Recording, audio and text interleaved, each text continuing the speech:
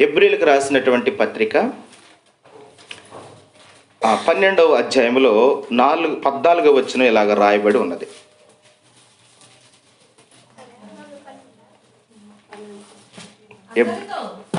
చదురా. అందరితో సమాధానమును పరిశుద్ధతయు కలిగి ఉండుటకు ప్రయత్నించుడి. పరిశుద్ధత లేకోకుండా ఎవడును ప్రభువుని చూడడు. మీలో ఎవడైనను దేవుని కృపను పొందకోకుండా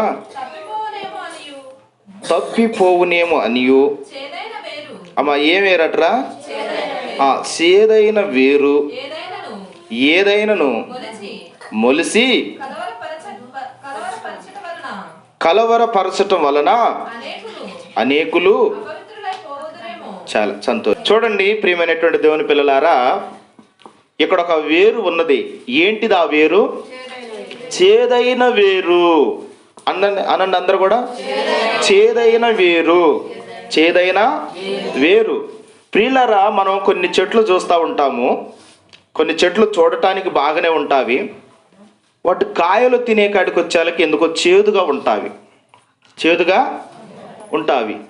ఏంటిది ఆ పొరపాటు అంటే, చెట్టు పొరపాటు ఏం కాదు, ఆ మొక్క పొరపాటు ఏం కాదు, కిందున్నటువంటి ఏరు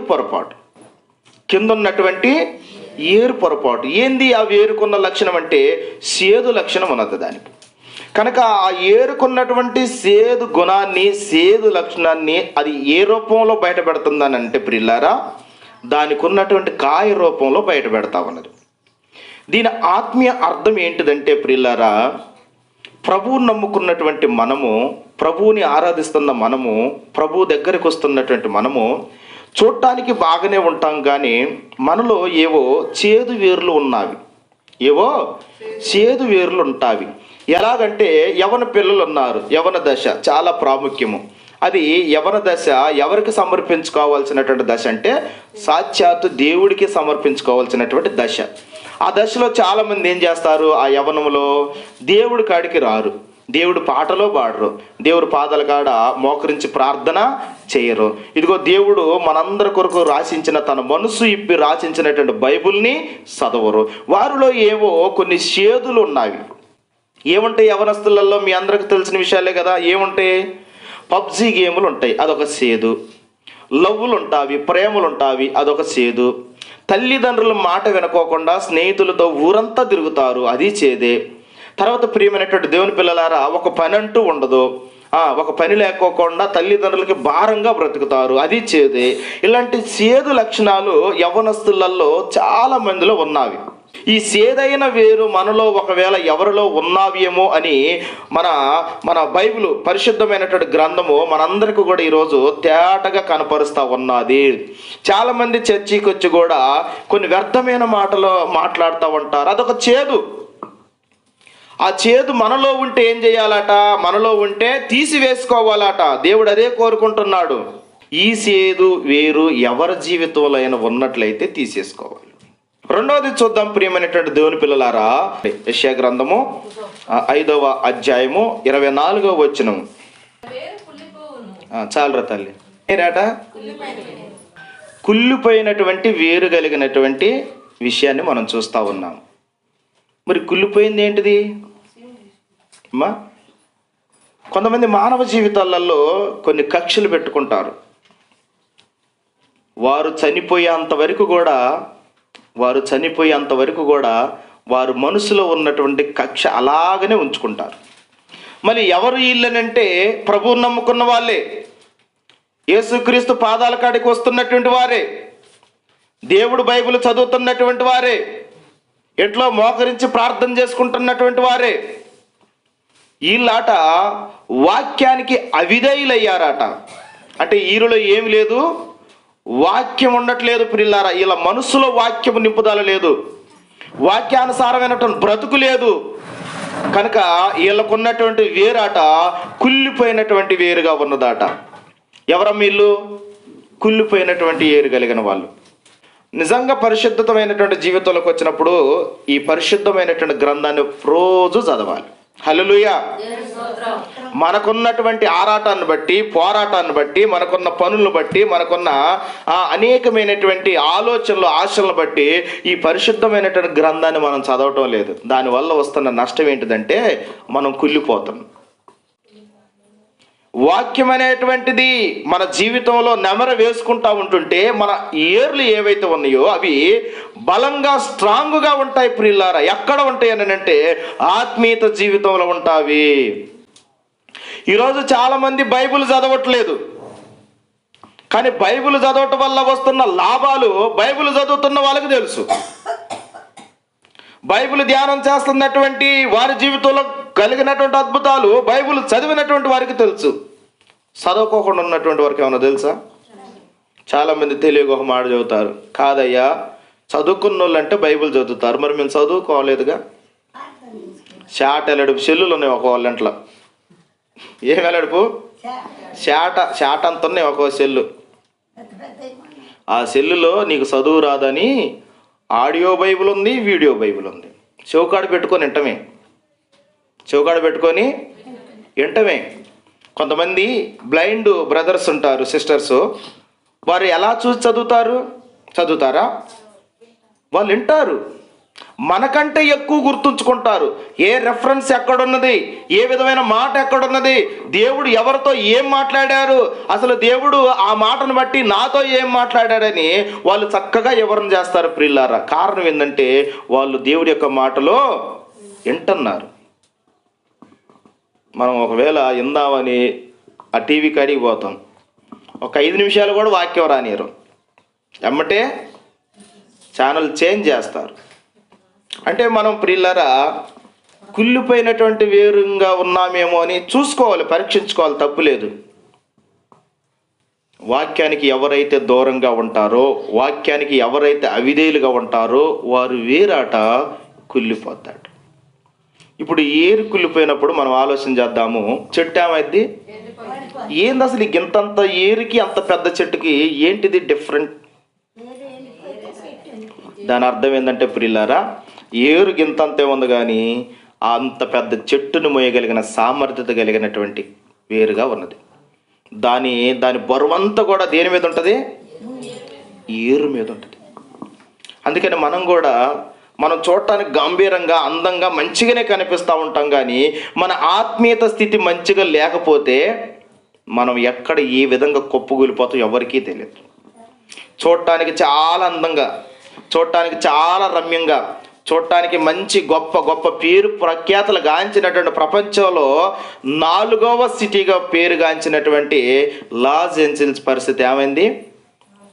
కానీ ఈరోజు మనకి దేవుడికి తెలుసు దాని కింద వేరు కుళ్ళిపోయింది.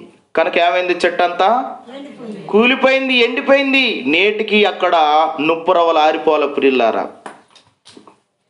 కనుక జ్ఞాపకం చేసుకోండి, ఆత్మీయంగా మనం బలపడేటువంటి మాటలు ప్రియమైనటువంటి దేవుని పిల్లలారా, కుళ్ళిపోవద్దు అని అంటే బైబిల్ని ఎప్పుడు కూడా మనము చదువుతూ ఉండాలి. నీ వాక్యమే నా పాదములకు దీపమై ఉన్నది. ఎంత మంచి మాట చూడండి ప్రియులారా.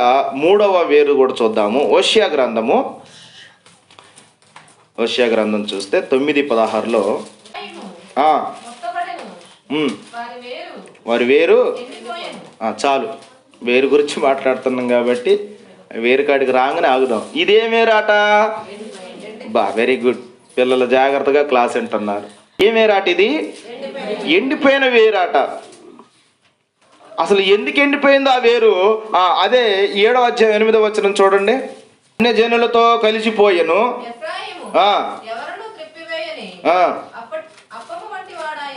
చాలు. ఇక్కడ ఒక తెగ బ్యాచ్ ప్రియులారా ఈరోజు అన్య జనులతో కలిసిపోయారట.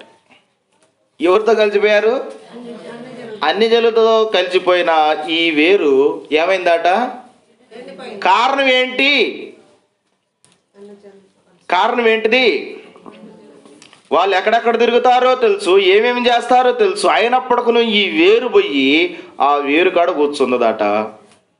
ఆ వేరు ఎలాగైతే ఎండిపోయి ఉన్నదో ఈ వేరు కూడా ఎండిపోయి ఉన్నది. కనుక ప్రియమైన దేవుని పిల్లలారా, మన సహవాసము తండ్రి అయిన దేవునితో ఉండాలి మన సహవాసము, కుమారుడైన యేసుక్రీస్తుల వారితో ఉండాలి మన సహవాసము, పరిశుద్ధాత్మ దేవుడితో ఉండాలి మన సహవాసము, తోటి పరిశుద్ధులతో ఉండాలి. ఇక్కడ ఎండిపోవటానికి కారణము మన సహవాసము లోకంతో ఉన్నది. దేంతో ఉన్నదమ్మా?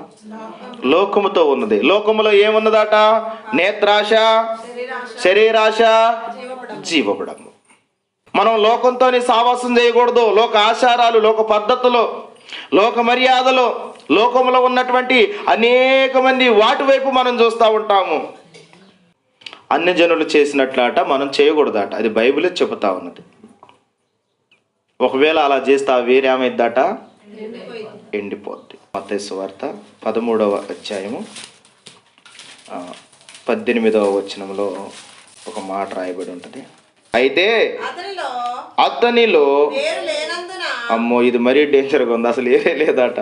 ఆ వేరు లేనందున అతడు కొంతకాలము నిలుసును గాని వాక్యము నిమిత్తము శ్రమైనను హింసైనను కలగగానే, దేవునికి స్తోత్రం. ఇది అసలు ఏరే లేదు, ఇది దీనికి వేరే కానీ మొలిసింది. ఇది ఎట్లా సాధ్యం? వేరే లేదు కానీ మొలిసింది. ఇది బండ మీద మొలిసిందట్టుకుంది. బండ మీద మొలిసింది. మనం అప్పుడప్పుడు చూస్తాం కదా, రోడ్లు కాడుంటావి, లేకపోతే ఇంకెక్కడో గచ్చు గచ్చు ఒక నాపరా బలిగితే ఆ సందులో నుంచి మొలుస్తూ ఉంటుంది. ఇది చూడటానికి మంచిగానే ఉంటుంది కానీ దీనికి పాపం ఏరు లేదట. ఎందుకు వేరు లేదు అని దేవుడు చెబుతా ఉన్నాడంటే, వాక్యం వింటున్నారు కానీ, వాక్యం అంగీకరిస్తున్నారు కానీ, ఏదో ఒక ఉప్పెన, ఏదో ఒక శ్రమ, ఏదో ఒక నష్టం, ఏదో ఒక కష్టం వచ్చినప్పుడట అసలు అడ్రస్ లేకుండా పోతున్నారు. వీళ్ళు ఎవరటమ్మా? వేరు లేరు. చివరికి ఒక మాట చెప్పి నేను ముగిస్తాను ప్రియులారా. మన మాట మంచి నేల మీద నాటబడినటువంటి మొక్కగా ఉండాలట. ఏ నేల మీద? మంచి నేల మీద నాటబడినటువంటి మొక్క వేరు ఎలా ఉంటుంది చెప్పండి మీరే? మంచిగా ఉంటుంది. దేవునికి స్తోత్రం.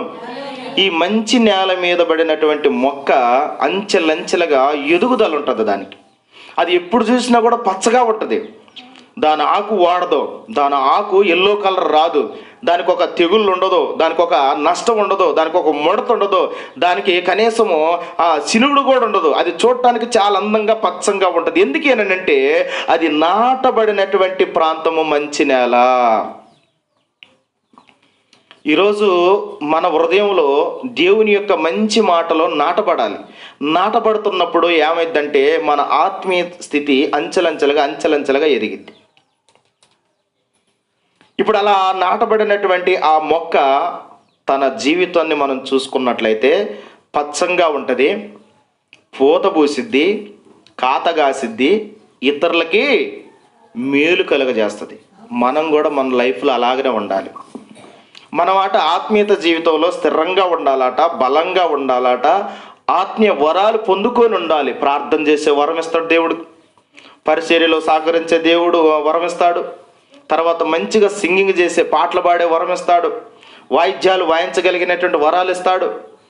కొంతమందికి అయితే చక్కగా ఏదన్నా మీటింగ్ ఎక్కడన్నా జరుగుతుందంటే అసలు పనులన్నీ వాళ్ళే చేస్తారు, ఆ వరం ఇస్తాడు.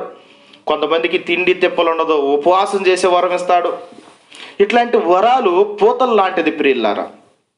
ఆ తర్వాత ఆటోమేటిక్గా పూతలు బాగానే ఏమైతే కాత కాస్తుంది. ఇవి ఏంటంటే మేలులు. అరే ఒకప్పుడు ఇల్లే సరిగ్గా లేదు, దేవుడు మంచి ఇల్లు ఇచ్చాడు. ఒకప్పుడు అసలు ఉద్యోగం లేదు, రోడ్ల మీద తిరిగాడు, ఇప్పుడేంది ఉద్యోగం చేస్తూ ఉన్నాడు. ఒకప్పుడు పిల్లలే లేరు, ఇప్పుడు చక్కగా పిల్లలు ఉన్నారు. దేవుడు కృప. ఒకప్పుడు వారింట్లో అసలు కూరన్న మాట వండుకునేది కాదు, పచ్చళ్ళు కారాలు. ఈరోజు ఏంది వాళ్ళు చక్కగా మంచిగా వండుకొని తింటున్నారు. దానికి కారణము దేవుడు మేలులు.